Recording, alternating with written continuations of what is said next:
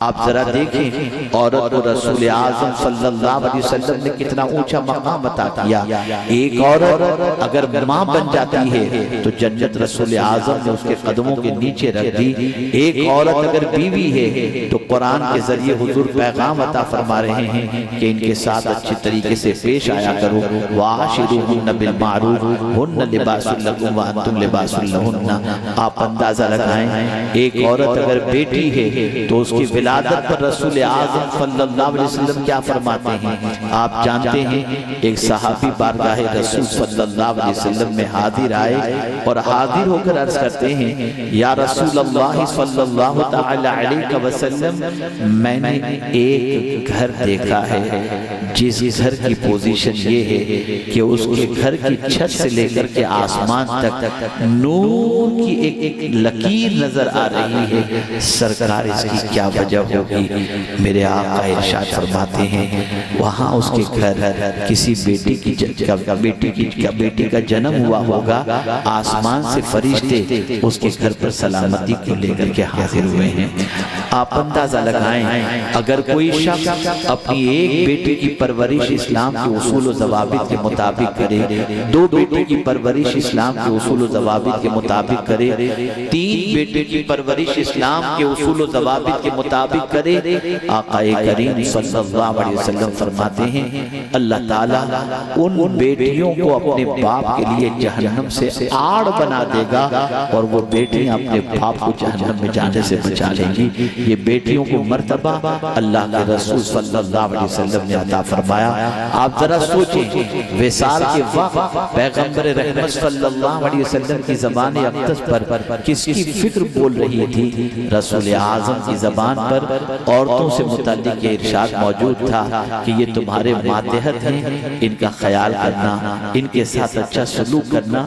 وصال کے وقت بھی رسول اعظم یہ وصیت کرتے ہوئے جاتے ہیں۔ آج کی ہماری بچیاں کالج پڑھنے جاتی ہیں، یونیورسٹی پڑھنے جاتی ہیں اور وہاں جانے کے بعد میرے آقا کا احسان بھول کر کے کسی کے ساتھ بھی وابستہ ہو جاتی ہیں اور اپنا ایمان کما بیٹھتی ہیں۔ تاریخ اٹھا کر کے دیکھو تکالیف کے ہزار ماحول کے اندر بھی اللہ عز و جل کی بندیوں نے استقامت فی الدین کا مظاہرہ کیا۔ حضرت سمیہ کی زندگی دیکھیں، حضرت آسیہ کی زندگی دیکھیں رضی اللہ تعالی عنہما، انہوں نے اسلام پر استقامت کا مظاہرہ کیا۔ ہزار تکالیف کی وادیوں سے گزرنا پڑا لیکن دامن اسلام نہ چھوڑا۔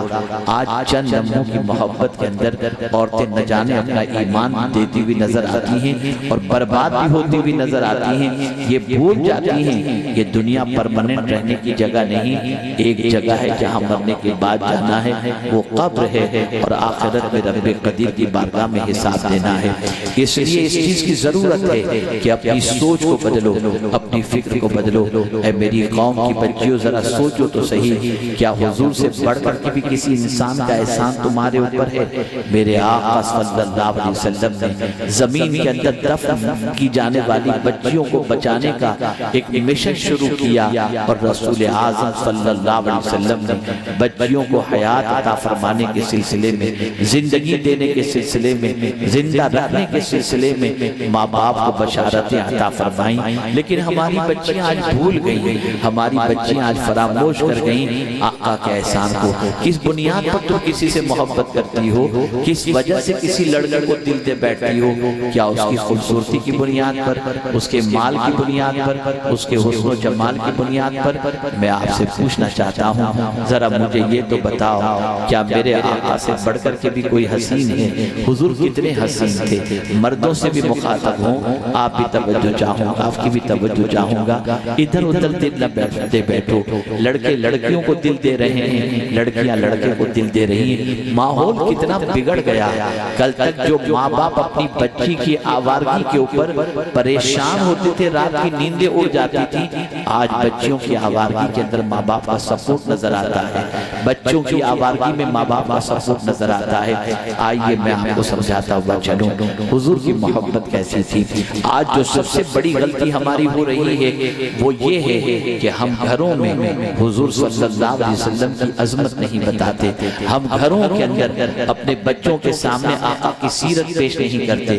آج ہم گھروں کے اندر رسول اعظم کا بچپنا پیش نہیں کرتے، آج ہم گھروں کے اندر رسول اعظم کے احسانات پیش نہیں کرتے، ورنہ میں آپ کو بتاؤں پہلے کیا وجہ تھی کہ آقائے کریم صلی اللہ علیہ وسلم کی محبت میں ننھے بچے گرفتار رہتے تھے، اٹھتے تھے تو یا رسول اللہ کہتے ہوئے، سوتے تھے تو یا رسول اللہ کہتے ہوئے، دیدار مصطفیٰ صلی اللہ علیہ وسلم کے لیے بے چین رہا کرتے تھے۔ آج یہ پوزیشن کیوں نہیں ہے؟ اس کی سب سے بڑی وجہ یہ ہے کہ ہم نے حضور کی سیرت کا مطالعہ بند کر دیا۔ آئیے میں آپ کو بتاؤں، سیدنا ابو ہریرہ رضی اللہ مولا تبارک و تعالی عنہ مدینے کی بارڈر پر بیٹھے رہتے تھے۔ جب پتہ چلتا کہ کوئی قافلہ آنے والا ہے تو بارڈر پر جا کر کے بیٹھ جاتے، اور جب وہ قافلہ مدینے کی بارڈر پر پہنچتا، پڑاؤ ڈالتا فریش ہونے کے لیے، تو سیدنا ابو ہریرہ رضی اللہ تعالیٰ عنہ ان قافلے والوں سے پوچھتے، تم میں کوئی ایسا بھی ہے جس نے میرے نبی کو دیکھا ہے؟ اور جب قافلے والے کہتے ہیں کہ نہیں ہم نے حضور کو نہیں دیکھا، تو فرماتے تھے بیٹھ جاؤ، میں تمہیں بتاتا ہوں میرے حضور کیسے تھے۔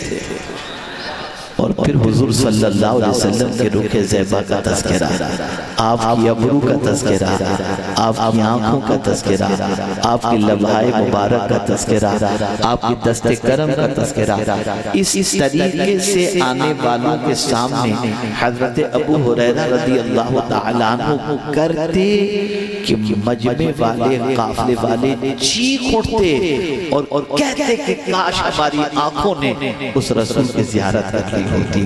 میں پوچھنا چاہتا ہوں، کبھی اے خواتین اسلام رات کو اپنے بچوں کو بٹھا کر تم نے یہ کوشش کی کہ تم ان کو بتاؤ کہ میرے آقا کی نگاہوں کا عالم کیا تھا، میرے آقا کی زلفوں کا عالم کیا تھا؟ تم تو داستان لیلا و مجنوں پڑھتی ہو اور ہیرو اور ہیروئن کی زندگی پڑھتی ہو، اور پڑھنے کے بعد ان کے جیسے بال سے لے کر ان کے جیسی اداؤں کو اپنانے لگ جاتی ہو۔ کیا جواب دو گے کل اللہ عز و جل کو؟ کیا جواب دو گے اللہ کے رسول صلی اللہ علیہ وسلم کو؟ اللہ اکبر، میرے پیارے آقا صلی اللہ علیہ وسلم کے پیارے دیوانوں، اس وقت سب سے بڑی ضرورت اس چیز کی ہے کہ ہم گھروں کا مزاج بدلیں۔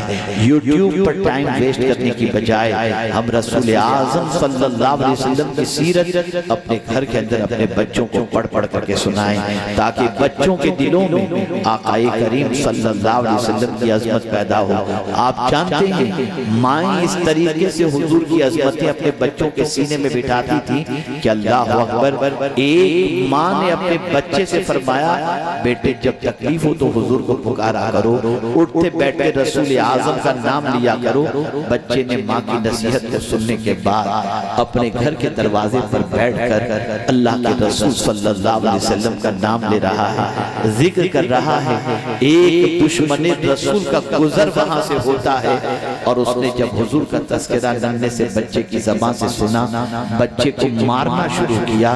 وہ مارتا جاتا، بچہ حضور کو یاد کرتا جاتا، وہ مارتا جاتا، بچہ حضور کا ذکر کرتا چلا جاتا۔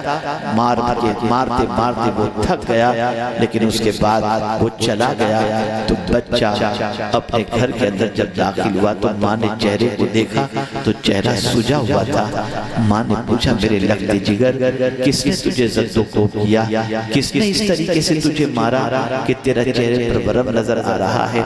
ماں کو روتے ہوئے کہتا ہے ماں تو نے کہا تھا نبی کا ذکر کرتے رہنا، میں نبی کا ذکر کر رہا تھا، ایک نبی کا دشمن گزرا، اس نے کہا چپ ہو جا ورنہ میں تیرا سر پھوڑ دوں گا۔ میں نے کہا جان دے سکتا ہوں، نبی کا ذکر نہیں چھوڑ سکتا۔ ماں میں ذکر کرتا رہا، وہ مجھے مارتا رہا، میں ذکر کرتا رہا، میں تجھے مارتا رہا۔ اللہ اکبر، وہ مار کے تھک گیا، میں ذکر کر کے نہیں تھکا۔ ماں نے بیٹے کے چہرے کو چوم لیا اور کہا بیٹے زندگی پر یہ نصیحت یاد رکھنا، جینا تو حضور کی محبت میں اور مرنا بھی تو حضور کی محبت میں۔ آپ اندازہ لگائیں یہ مائیں تھیں جو اپنے بچوں کو حضور کا عشق پلاتی تھی، حضور صلی اللہ علیہ وسلم کی محبت محبت پلاتی تھی. آپ ذرا دیکھو, اندازہ لگاؤ حضرت ثوبان رضی اللہ عنہ مولا تبارک و تعالی عنہ, ان کے دل میں حضور کی کتنی عظمت تھی, حضور صلی اللہ علیہ وسلم کا کتنا عشق تھا. آپ جانتے ہیں میرے پیارے آقا صلی اللہ علیہ وسلم کے پیارے دیوانوں, ایک روز بارگاہ رسول صلی اللہ علیہ وسلم میں حاضر ہوتے ہیں تو چہرہ اترا ہوتا ہے, افسردہ ہوتے ہیں. وہ سرکار نے فرمایا ثوبان کیا بات ہے, تمہارا چہرہ اترا ہوا ہے, طبیعت خراب ہے, گھر میں کوئی بات ہوگی؟ نہیں حضور کچھ ایسا نہیں ہوا. پھر ثوبان بتاؤ نا تمہارا چہرہ کیوں اترا ہوا ہے؟ وہ رسول جو کسی کا غم نہیں دیکھ پاتے تھے, کسی کو تکلیف میں نہیں دیکھ پاتے تھے, اپنے غلام کے اترے ہوئے چہرے کو دیکھ کر پوچھتے ہیں کیوں اس طریقے سے افسردہ ہو, غمگین ہو, وجہ تو بتاؤ. عرض کرتے حضور ایک تصور نے مجھے بے چین کر دیا, اور وہ تصور یہ ہے کہ آج بیٹھے بیٹھے اچانک خیال آیا کہ کل بروز قیامت جنت میں پتہ نہیں آپ کہاں ہوں گے. دنیا میں تو ہمارا حال یہ ہے کہ آپ کے دیدار کے بغیر نہیں رہ سکتے. جب طبیعت بے چین ہوتی ہے بار بار حاضر ہوتے ہیں, آپ کو دیکھ لیتے ہیں, سکون مل جاتا ہے. لیکن قیامت میں پتہ نہیں آپ کہاں ہوں گے, ہم کہاں ہوں گے. اگر وہاں حضور آپ کا دیدار نصیب نہیں ہوا تو ہم کیا کریں گے, ہمارا کیا حال ہوگا. اس درد دل کے ساتھ انہوں نے یہ بات کہی کہ مولا کو حضرت ثوبان کے اس عشق پر پیار آ گیا اور فوراً آیت کریمہ نازل فرما دی, من یطع اللہ ورسولہ من یطع اللہ والرسول فاولئک مع الذین انعم اللہ علیہم من النبیین والصدیقین والشہداء والصالحین. اللہ کے رسول صلی اللہ علیہ وسلم کی جو اطاعت کرے, اللہ کی جو اطاعت کرے, کل بروز قیامت وہ انبیاء کے ساتھ ہوگا, صدیقین کے ساتھ ہوگا, شہداء کے ساتھ ہوگا, صالحین کے ساتھ ہوگا. جب حضرت ثوبان نے یہ سنا کہ کل بروز قیامت مدینے کے تاجدار صلی اللہ علیہ وسلم کا ساتھ نصیب ہوگا تو حضرت ثوبان کے کلیجے کو ٹھنڈک مل گئی. میں پوچھنا چاہتا ہوں جو جنت میں بھی حضور کی زیارت کے بغیر رہنا پسند نہ کرتے ہوں, وہاں بھی حضور کی زیارت کے متمنی ہوں, آج امت مصطفیٰ صلی اللہ علیہ وسلم کا حال کیا ہے؟ العیاذ باللہ, رات نہ جانے کیا دیکھ کر سوتے ہیں, صبح اٹھ کر نہ جانے کیا دیکھتے ہیں. بلکہ میں ابھی فلائٹ میں آ رہا تھا, آج ہم اور سید صاحب وغیرہ آ رہے تھے, تو میں نے ایک بندے کو سڈنلی بس کے اندر یا ایئرپورٹ, مجھے خیال نہیں, اچانک میری نظر پڑ گئی. اس نے جب اپنے موبائل کو آن کیا, آف تھا, آن کیا, سب سے پہلے کسی ہیروئن کی تصویر نظر آئی. میں پوچھنا چاہتا ہوں آج بچیوں کی اسکرین کے اوپر ہیرو کی تصویر, لڑکوں کے اسکرین کے اوپر ہیروئن کی تصویر, صبح و شام تم یہ سب چیزیں دیکھ کر اپنی آنکھوں کو گندی کر رہے ہو, اپنی آنکھوں کو تباہ کر رہے ہو. جانتے ہو قبر میں رخ مصطفیٰ صلی اللہ علیہ وسلم دکھایا جائے گا. میں تو سرکار کے اس احسان کو یاد کرتا ہوں تو میری آنکھ دنگ رہ جاتی ہے. حضرت ثوبان رضی اللہ تعالیٰ عنہ فرماتے ہیں کہ آقا کریم صلی اللہ علیہ وسلم ایک دن یہ دعا کر رہے تھے, اللہ میرے احبہ سے مجھے ملا دے, میرے احبہ سے مجھے ملا دے. تو حضرت ثوبان رضی اللہ تعالیٰ عنہ عرض کرتے ہیں یا رسول اللہ صلی اللہ تعالیٰ علیہ وسلم, کیا ہمارے علاوہ بھی کوئی آپ کے احبہ ہیں جن سے ملنے کی آپ دعا کرتے ہیں؟ تو میرے آقا صلی اللہ علیہ وسلم نے فرمایا, اے ثوبان تم تو وہی اترتے دیکھتے ہو, میرے پیچھے نماز بھی پڑھتے ہو, مجھے دن میں کئی مرتبہ دیکھتے ہو, میرے ساتھ بیٹھتے بھی ہو, میری صحبت بھی حاصل کرتے ہو. سنو تم جس چیز کا تذکرہ کرتے ہو کہ میں کن احبہ سے ملنا چاہتا ہوں, تو آؤ میں تمہیں بتا دوں. قرب قیامت کچھ ایسے لوگ پیدا ہوں گے جنہوں نے مجھے دیکھا نہیں, مجھے صرف کتابوں میں پڑھا ہوگا اور مجھ سے اتنی محبت کریں گے کہ مجھ پر سب کچھ لٹانے کے لیے تیار ہو جائیں گے. میں ان سے ملنے کے اللہ کی بارگاہ میں دعا کر رہا ہوں. اے رسول اعظم صلی اللہ علیہ وسلم کے دیوانوں, سرکار کا سچا عشق اپنے دل میں پیدا کرو, محبت اپنے دل کے اندر پیدا کرو. آپ جانتے ہیں اللہ کو ہم سے محبت ہے, رسول اعظم صلی اللہ تعالی علیہ وسلم کے واسطے سے ہمیں کنتم خیر امہ کا لقب ملا۔ رسول اعظم صلی اللہ علیہ وسلم کے صدقے میں اس امت کے اعمال کو پروردگار جل جلالہ کئی اضافے کے ساتھ اس امت کے اعمال نامے کے اندر ثواب کو بڑھا دے گا، اس کے عمل کے ثواب کو بڑھا دے گا۔ یہ سب کچھ صدقہ ہے آقا کریم صلی اللہ